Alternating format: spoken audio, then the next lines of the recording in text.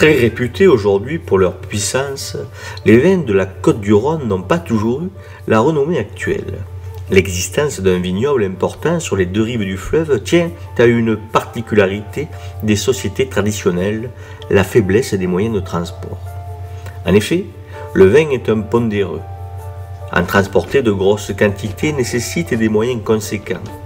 Un convoi de mules ne peut en transporter que quelques hectolitres, difficilement, lentement.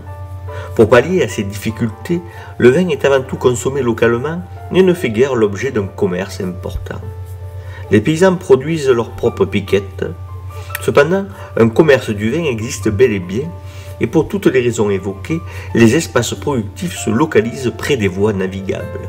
On connaît le succès des vins de Bordeaux liés à la présence anglaise dans la région et au commerce liant le Bordelais et l'Angleterre via l'océan Atlantique.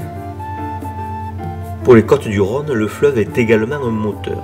La possibilité d'un exutoire économique invite à la plantation de vignes, si bien qu'en lorgnant dans les compois, on peut voir que dès le XVIe siècle, la part des finages dédiés à la viticulture est supérieure dans les villages riverains du Rhône qu'à l'intérieur des terres où elle est très marginale.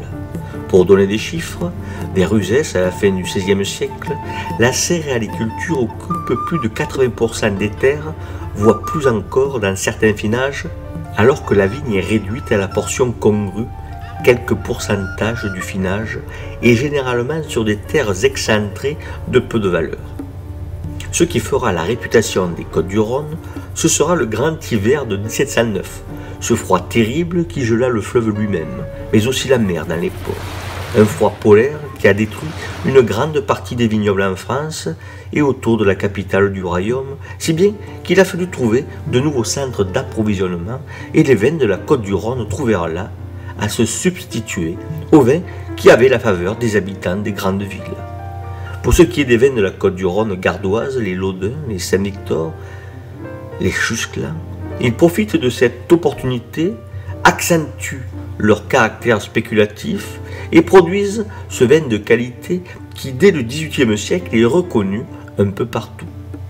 Notons pour finir qu'on appellera ces vins de la Côte-du-Rhône les vins de l'Ardoise, du nom du port sur le Rhône où se faisait l'embarcation des tonneaux sur les bateaux chargés de remonter ou descendre le fleuve.